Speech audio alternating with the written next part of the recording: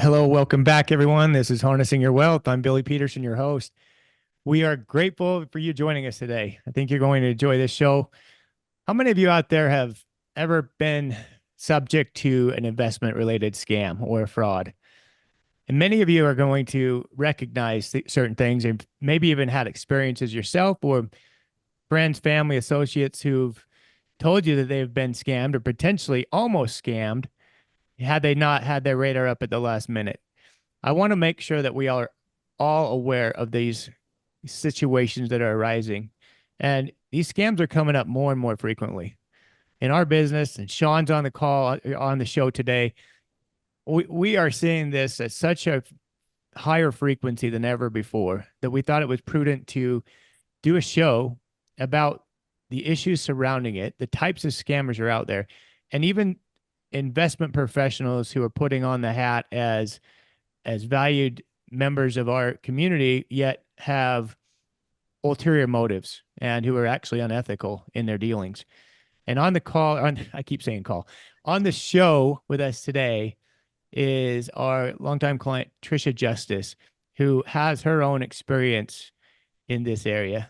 And we asked her to be on today to give her story. And so everyone out there can hear what's possible and what maybe areas that you need to be more diligent in your dealings. So Trish, welcome on today. Thank you. We're grateful that you took a few minutes out of your day. I want you to provide our listeners with your story, your background and how you got involved with this advisor, let's call him, who nearly took you for everything. All right. It's a story for sure. So I think my story started back in 2010, and I was living and working in New York City. And I had a big house out on Long Island, and I was spending probably 3 hours or so a day commuting into the city for work. At some point, I decided I'm going to sell the big house. I'm going to buy a place in the city, which I did that first. Then I sold the big house, and I had a big chunk of money that I wanted to do something with. And I had it sitting in the bank, and every day it was kind of a little itch on my brain, need to do something with that money. I mentioned it to a colleague one day that I was looking for a financial advisor. And he's like, hey, I went to college. I went to high school and then college with a guy, and he actually works on Wall Street. And you would probably think already, gee, I see where the story is headed, right? Everybody knows the guy, right? So I had cocktails one night with this guy, John, the financial advisor, and seemed like a nice guy, right? Had been working on Wall Street for the bulk of his career.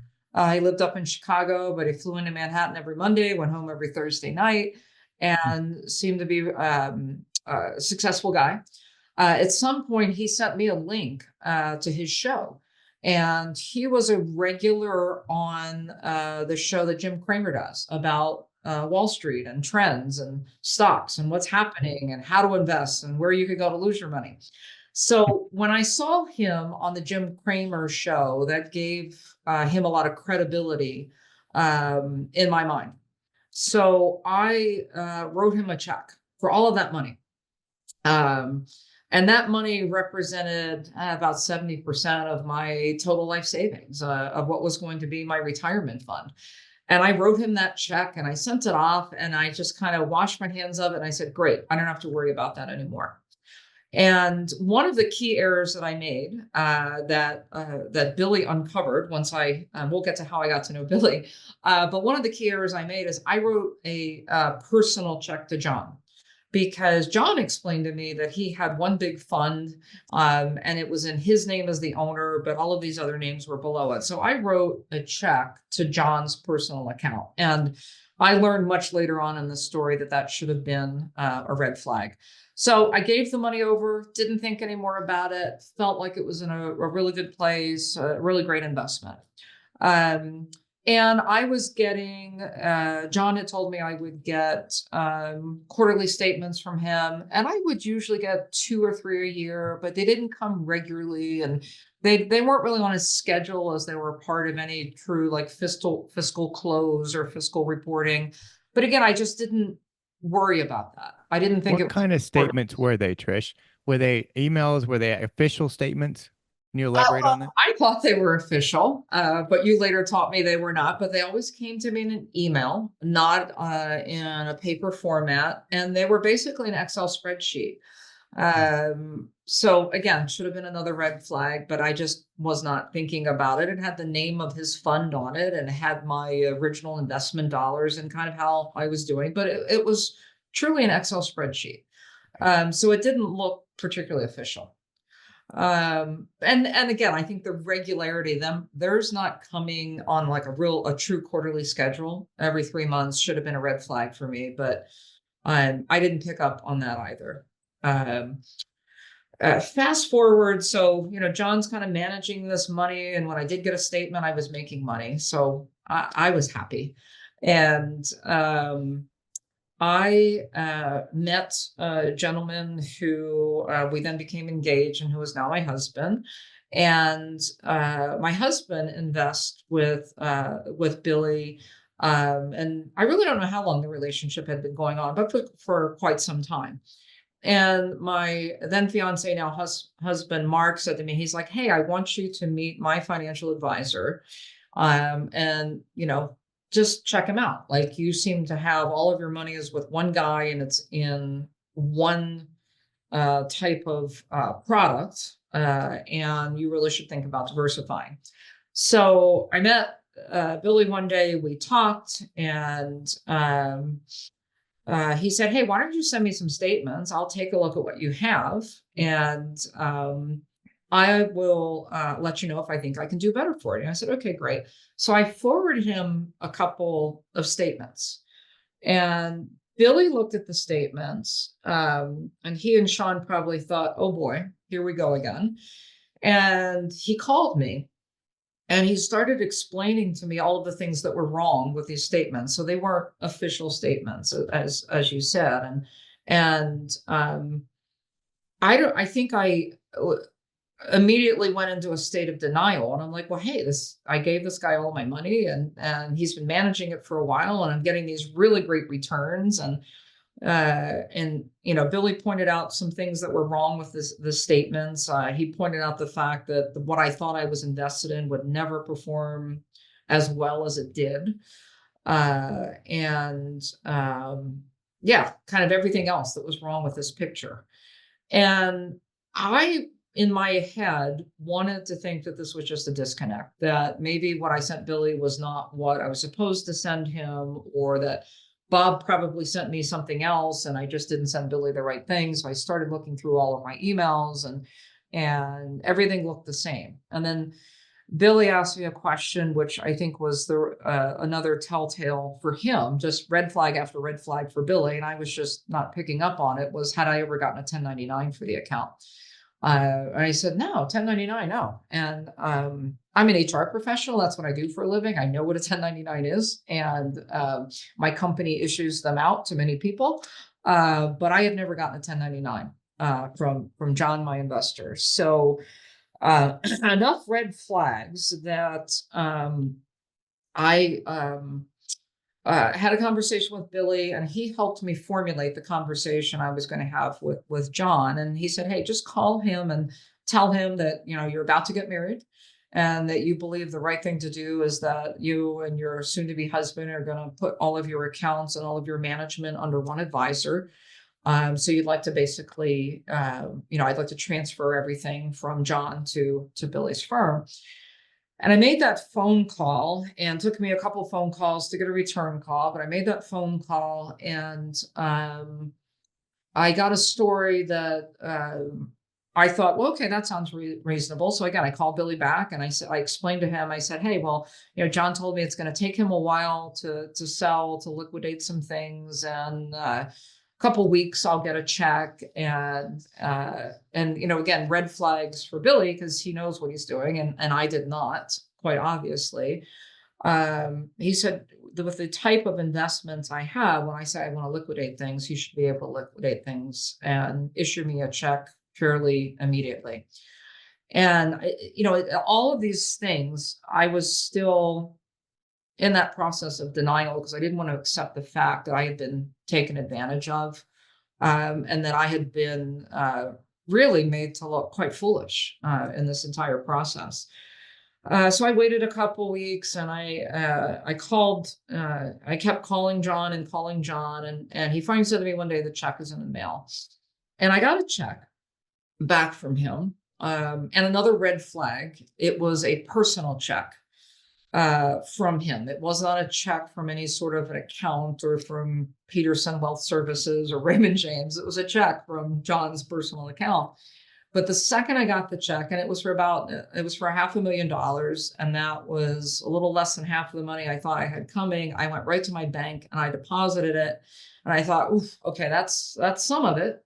And I will just keep following up and keep following up, and eventually I'll get all of my money back. And I think it took about 48 hours when I got the dreadful call from my bank that check had bounced. So then I called John back again and was a little more forceful. And he kept saying, oh, I can't believe that happened. And that must be an error. And I was out of town and I transferred some money and that must not have happened. I'll get you another check in the mail. And eventually I got a check for $250,000. So the amount that I'm getting back is less, but at least that check cleared. And as soon as that check cleared, it just became a phone call exercise for me.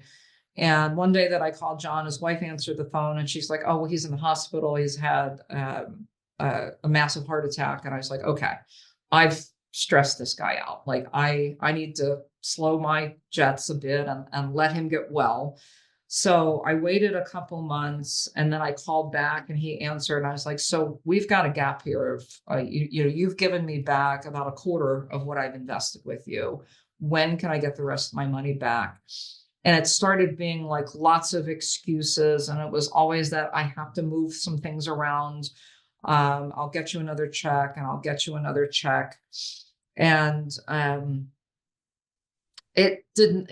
never got all of the money back. Didn't you have to actually almost threaten him with calling the SEC before he really got serious about giving you that second check? Yeah, well, I didn't think I actually threatened him with taking that action, but I said, hey, I'm going to fly up to Chicago, which is where he lived. And I said, I'm going to knock on your front door and I'm going to sit there with you and have you explain to me like what is going on. And I want to leave there with a certified check because I'm not trusting your checks anymore. And I talked to one of the lawyers that I worked with, and they're not the type of attorney that would handle this kind of thing. And they suggested that I should get an attorney, but I'm not one of those that jumps to the I want to sue first. Mm-hmm. So I ended up getting another check from him. But again, not all of the money that I was expecting to get. And then one day I got a call from the Illinois Security and Exchange Commission, and I might have gotten that title wrong again. No, that was right. They were calling me because they were conducting an investigation on John, my financial advisor. And John wasn't, in fact, certified to do what he was doing. And I came to find out that John was putting my money and the money of all of his investors into his personal account and was living quite well. He had, a second wife. He had 5 kids he was supporting. And I think my asking for my money back started a house of cards. And what I found out through the investigator that I was talking with was that Bob was, again, just spending our money. He wasn't really investing any of our money. And the story just kept unfolding and unfolding. And, John was on the board of his children's school.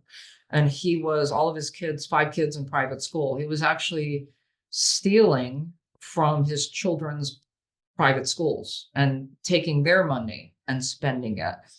And when I called and said, hey, I want all of my money back, he was trying to figure out where he could get more money from to pay me back and make me go away. And I think someone else probably called at around the same time, which caused his house of cards to start collapsing around him because he didn't have the money to give me, and he didn't have the money to give to his other investors. And I think, and at this point, I realized I was involved in something that was illegal, and I was concerned about my own liability. So I then hired a lawyer for myself, and a lawyer that specializes in this area. And I said, hey, I'm scared to death and I'm going to go to jail. And, you know, we walked through everything. I showed him all of the documents and he said, okay, you're involved in a scheme. You haven't done anything illegal. He said, but there is a risk that some of the money that you've gotten back, you're going to have to give back, right? Because as the Security and Exchange folks look into this, they may decide to give everybody an equal percentage of the money that they invested. I was probably one of the first ones that asked for my money back. So I got back a good chunk of it, not all of it, but a good chunk of it. And so he said, your biggest risk is you're going to have to get that money back. He said, but I don't see anything else that you've done wrong in this situation. You know, so it goes from me being happy about investments to finding out that I'm part of a scheme, I guess a Ponzi scheme or a financial scam, to Security and Exchange. I'm now talking to federal law enforcement about something that I didn't even realize I was doing wrong. And just when I thought this story could not end any worse than it did, you know, I think John, his house was collapsing around him. He went and checked into a hotel room and took his own life. And I still feel like I had a part in driving that decision for him to do that, because his house was crumbling and he did have a wife and 5 kids to take care of. And he had all of these investors counting on him and he had defrauded all of us. So it was just a horrible, horrible experience for me personally, for me financially. But when Billy asked me to share my story and I said, well, hey, I'll probably look like a big fool. At the end of the day, I want to share my story so that if one person hears this and it keeps them from being defrauded the way I was, it makes all of the difference in the world. For sure. Well, it's important, we think, to bring light to this situation and how actually pervasive it is in our society. And thank you for going into that. We know it's not easy. It's something that people need to hear, though. So we appreciate you being willing to share it. I will say that that actually occurs more than we think. And that actual outcome is fairly common, where the scammer gets to the point where they're in so deep and they know but they finally realize there's no way out. And the only way out of that condition is to avoid facing the reality, and they take their life. And that's what he chose to do, unfortunately. And I hate the fact that his kids have to grow up without a dad because of the decisions he made. And you know, it can be so easy to get into that trap because he comes across as a credible source. He was on Jim Cramer, for heaven's sake. He was someone who had a following. He's had the appearance. He had all the talk. You know, he's talking the talk. But they're out there everywhere. You know that there are 30 million people in our country alone who fall prey to investment scams every single year. The average loss in those scams is $15,000. Now, high net worth and affluent investors can lose substantially more than that. It's all a matter of how much people have and how much they're willing to give up or trust these other people with their money. So we want to talk about a couple of things, you know, additional stories here real quick. Shaun, you have one to share, I think is also going to resonate.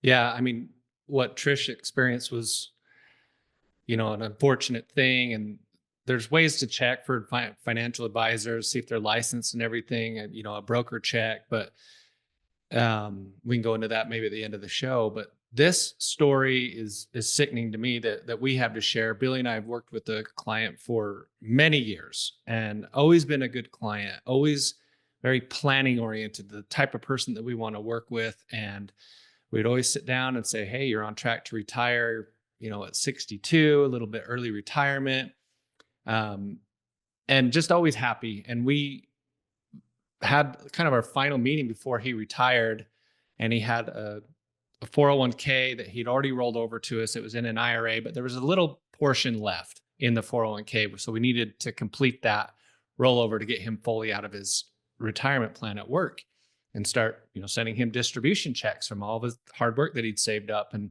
when the check came, he said, "Hey, I want to do something else with that money." And I'm thinking, well, maybe he's going on a big trip or something like that. He said, "No, there's this gold investment that I want to do. I found this website and it's looking like I can make a lot of money." And my radar goes up. I was on this phone call and I said, that doesn't sound right, Mr. Smith. I mean, getting into gold and making all this money, that's not your typical reason for getting into a gold investment. And the returns you were talking about just did not make sense. And I said, well, look, we'll deposit this check, just request a partial transfer to this advisor or firm that you're working with. He kept referring to a website, which was another red flag for me. He'd never met anybody. And tell him to request a transfer. Well, he calls back next day. They don't take IRA funds. They need me to cash out the IRA and then send them cash. Another red flag.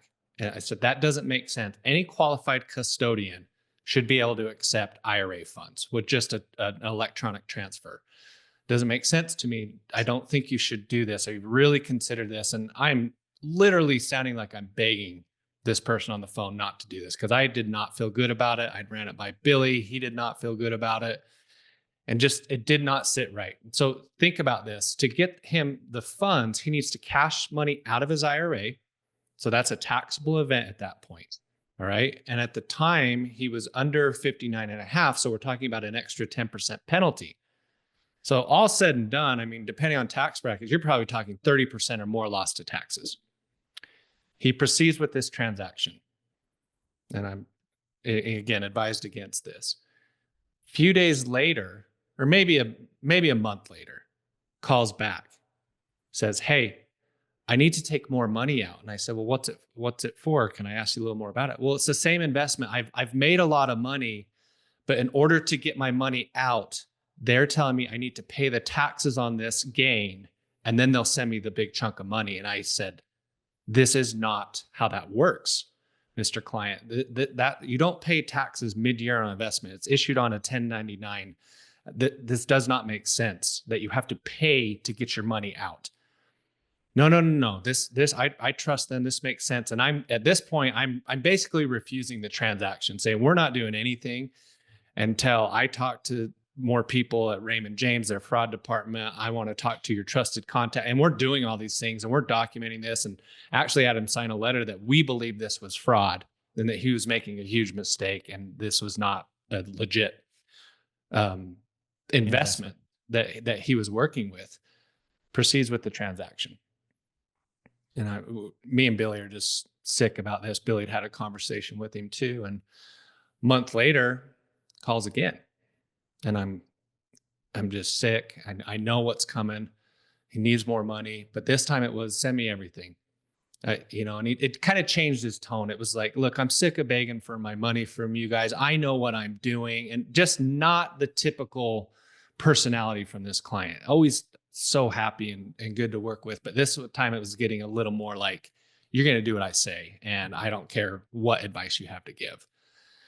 Again, I went through it because we care about our clients and we knew what was happening. It just had a gut feeling. And again, did everything we could to say, it does not make sense. Will you slow down? Will you think about this? And he's like, "No, I'm making millions. It's showing me on my screen. I'm making millions." And we're like, "Well, good. Let's deposit it back and avoid, you can redeposit into an IRA within 60 days and maybe avoid some of this stuff that's going on."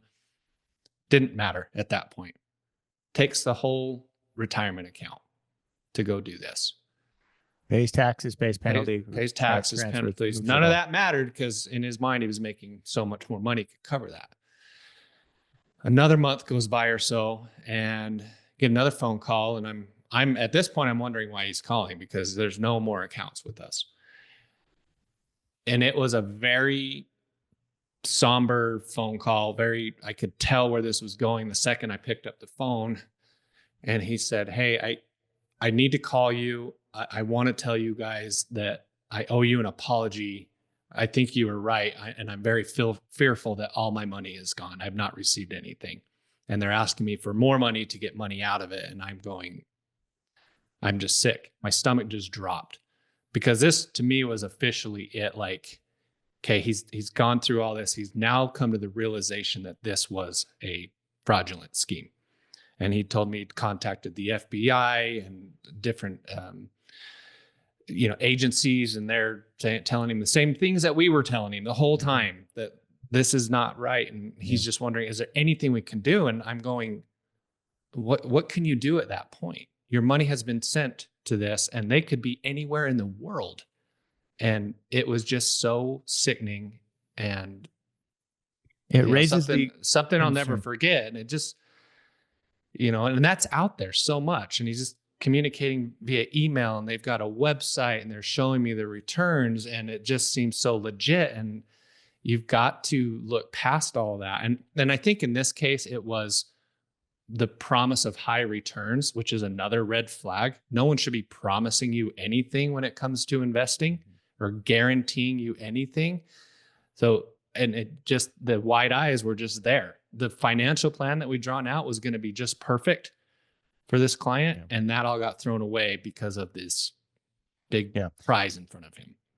And it's super sad that those things happen and have to happen. And we see it, and we're seeing it at, like I said, a higher regularity. The scammers are getting very creative. They are getting super sophisticated in how they target people. How they push all the right buttons for people. They say all the right things. They've figured out who people are on a personal level to be able to find out what's going to make them want to invest or want to transfer that money or want to make that call. Mm-hmm. And even though this person had an advisory firm, had us on his side, doing all the right things, planning and talking and overseeing and giving him what we felt was right advice, it's still, he was still caught up in it, and he was still overtaken. And imagine having lost your entire retirement to this, and there's no way to get it back. And this is traumatizing. And I hope this is sinking in, because you have to be so diligent in this day and age, not only if you have money to invest, but where you're going to invest it. Because I've never seen more places to invest in my entire life, in my entire career. There are so many new things popping up on a regular basis. Every time I turn around, there's another investment idea. And you hear them on the radio, you hear all these promises. And I mean, they're supposed to be regulated in what they can tell you, but most of them don't even care about these restrictions and regulations. They promise high returns. They promise, we're going to make this for you. And we've done so well for all of our clients. And so people now taking huge fortunes, huge amounts of their retirement to put in cryptocurrencies or digital wallet, everything that you can think of that you don't know where it is anymore. It's somewhere out there in some internet cloud system. Everybody remember NFTs? You don't hear about that anymore. Buying photos, or they come and go. Yeah. But there's a lot of risk. And please be diligent. The scammers are good. Even if you have an advisor, sometimes the advisor is unethical, and actually they're in it for their own benefit versus the client. And that's called the fiduciary responsibility. When you're going to meet with a professional to take care of your money, number one, you want to make sure that professional works with a custodian that is very well known and has the reputation. Okay, you can't give money to people who don't have a custodian. Never is it allowed for an advisor or a financial professional to commingle money with a client. Okay, check that out. Who's your custodian? That's what you ask. Are you a fiduciary? Another thing you ask. And then go ahead and check their licensing. Okay, because if they're licensed, they have to produce that. They have to verify and show you that they are licensed and who they're regulated by. Is it FINRA? Is it SEC? You can go to a website called Broker Check and verify that the person you're considering working with is licensed and has the number of years of experience they claim to have. It would also tell if they've had any issues, regulatory issues, of disciplinary actions against them, things like that you might want to know about. Also, reputation is huge. So talk to some clients. You should ask them for some references of existing clients, and you may want to reach out to a few of them. Check and see who they're working with, what type of clients they work with, what products are they pushing? Are they pushing products? And that's another red flag for me. Is it all about a commission? We had a client a few years ago who retired and had a large amount of money, but he'd sold his business and that was all he had. And he went and met with several advisors and he decided, hey, I want to work with Peterson Wealth Services because, I like what they stand for. And a lot of my friends are working with them. And we started gathering up all of his statements and asking him about different investments. And come to find out, he had a huge life insurance policy. Now he's single and his kids are all well off on their own. And so we asked him, what is this life insurance policy for? And he said, well, this investment agent or life insurance agent that I met with said, this is a good investment for me. I needed it. And so we kind of got curious about it. We wanted him to give us more information. And we said, what's going on in here? Why do you need this? And so he said, well, it's a $10 million life insurance policy. And we said, okay, what's the premium? So he has an annual premium of $650,000 a year. Totally unaffordable for what amount of money he had set aside. That was his retirement. There's no way his investments could produce $650,000 a year. In other words, all of his money was eventually going to be in this life insurance policy had he followed the instructions. So what we find out is the insurance agent made $425,000, give or take, on selling this policy that was absolutely inappropriate for the client. So he felt like, hey, I've already put 2 years worth of premiums in this. I'm out 1.2 million, 1.3 million. And we said, well, not so fast. Let's see what we can do here. And we actually had him contact the state insurance regulator, a commission, and he contacted them. They said, okay, you have a complaint. We filed this form with us. And he did. And we helped him fill it out, actually, because we knew all the ins and outs of what was a good investment for a client and what's an inappropriate investment. And regulators' job is to keep people aware and out of those unethical, inappropriate investments. Unsuitable is the term they use. It's a good term. That's the term they use. So he wrote it. He wrote the letter, sent the form in, and the regulators actually cracked down on this agent. They got all his money back. Okay, and they put a hefty fine on that firm. They did. And we looked up the agent, the advisor, through the broker check, and there was a history of complaints very similar to what happened to our client. Again, another red flag.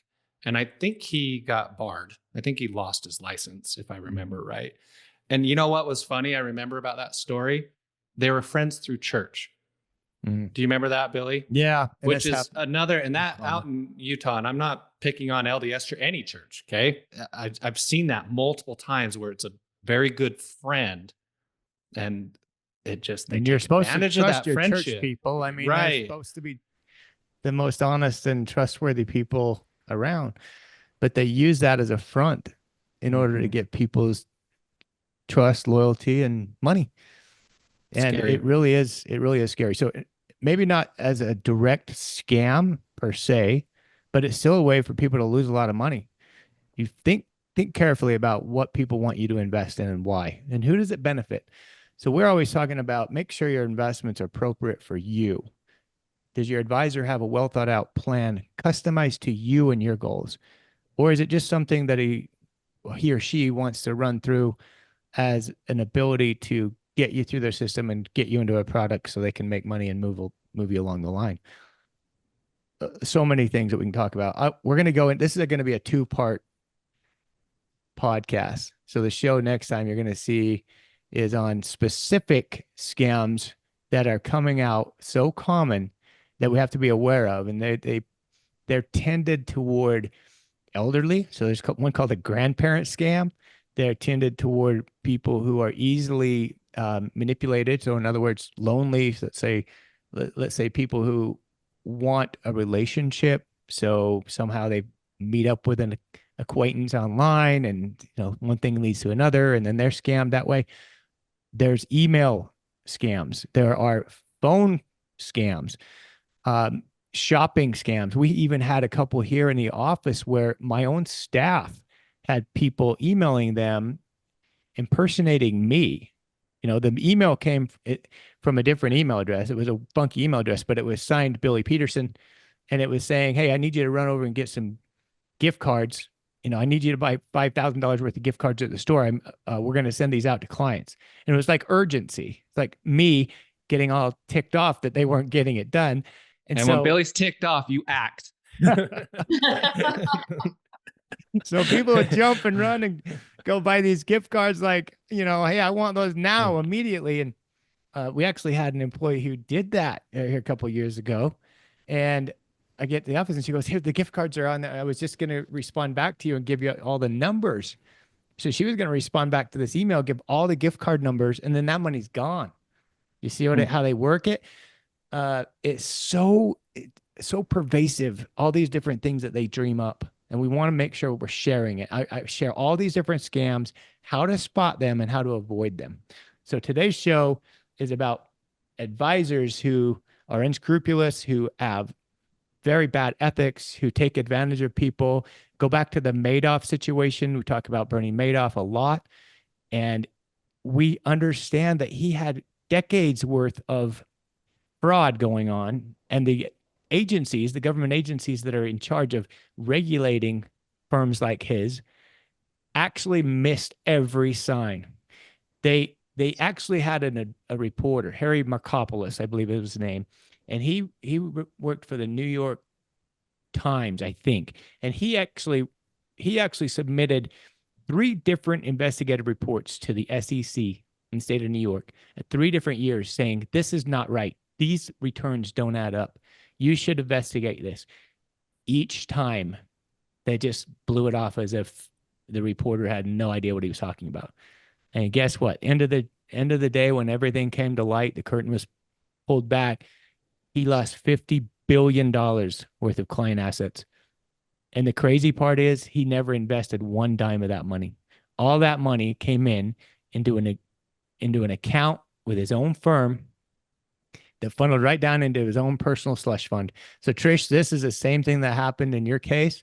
He just had a little bit more sophisticated front because it was called Madoff Investment. So the money would be deposited to Madoff Investment, but none of it was invested. And they actually, he had employees who were separated on a different level of their building, that only 2 of them could go into this level. And they were doctoring the statement. They were producing fabricated statements for all of their thousands of investors every month. And they would do it by looking back the past week or 2, seeing what investments were doing well. And then they would print those as if they were invested for those clients. So they always had rear view mirror investing, we call it, but it was always working out well. They were making 20% plus every single year. No one was losing money, even when the markets were down substantially. Somehow he was able to make money in those years. The money just kept pouring in. And that's the classic Ponzi scheme. When people need their money, he would just take some money from new money that was coming in and pay them off. But very few people wanted their money back. They're all making so much. The recession hit. Yeah. Of 08, 09. Till that real estate collapse. And then they needed money to, pay off some of their outstanding debts or liabilities, things like that. Things got really scary and they wanted their money in cash again. That's what happens all the time, by the way. People want cash when things get scary. And come to find out, that's when the whole thing broke down. So scary things, sophisticated people claim to be doing all this great stuff with your money. Custodians seem to be legit. He had his own firm, was the custodian. Just people need to be aware of those things. So Trish, thank you so much for sharing your story today. We think it's so valuable to hear it. You're quite welcome. Yep. Well, guys, thanks for joining us today. Remember to tune in next time when we're going to talk more about specific scams and how they target people, what to be aware of. Until then, stay tuned. Thank you for listening to Harnessing Your Wealth with Billy Peterson. Before we declare the race official, please click the follow button so you can be notified when new episodes become available. For more information about today's show, please check out the show notes. Visit our website at www.petersonws.com or give us a call at 801-475-4002. Once again, thank you for listening. The information covered and posted represents the views and opinions of the guest and does not necessarily represent the views or opinions of Peterson Wealth Services. The content has been made available for informational and educational purposes only. The content is not intended to be a substitute for professional investing advice. Always seek the advice of your financial advisor or other qualified financial service provider with any questions you may have regarding your investment planning.